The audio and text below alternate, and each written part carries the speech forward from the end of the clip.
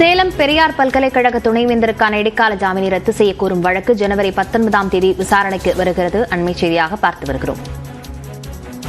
சேலம் பெரியார் பல்கலைக்கழக துணைவேந்தருக்கான இடைக்கால ஜாமீனை ரத்து செய்ய கோரும் வழக்கு ஜனவரி 19ஆம் தேதி விசாரணைக்கு வருகிறது. துணைவேந்தர் ஜெகநாதனின் ஜாமீனுக்கு எதிரான வழக்கு ஜனவரி 19ஆம் தேதி அவசரமாக விசாரிக்க காவல்துறை தரப்பில் முறையிட்ட நிலையில் விசாரிக்கப்படுகிறது. தொடர்பான விவரங்களுடன் செய்தியாளர் மதன் இணைந்திருக்கிறார்.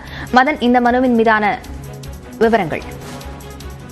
லாவண்யா, சேலம் பெரியார் பல்கலைக்கழக துணைவேந்தர் ஜெகநாதன் விதிகளை மீறி அரசு அனுமதி இல்லாமல் அந்த பல்கலைக்கழகத்தின் பல்வேறு பணிகளை மேற்கொண்டதாக, அது மட்டுமில்லாமல் சொந்தமாக பெரியார் பல்கலைக்கழக தொழில் முனைவோர் மற்றும் ஆராய்ச்சி பவுண்டேஷன் என்ற ஒரு அமைப்பையும் தொடங்கியுள்ளார்.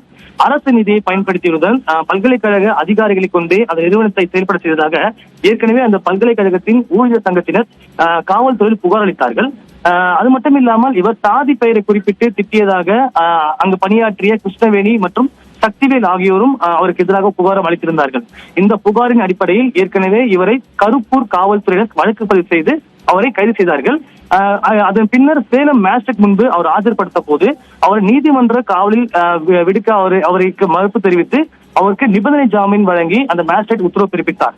இந்த ஒரு இடைக்கால ஜாமீனை ரத்து செய்ய வேண்டும் என சேலம் கூடுதல் ஆணையர் சென்னை உயர்நீதிமன்றத்தில் ஏற்கனவே ஒரு மனு தாக்கல் செய்தார்.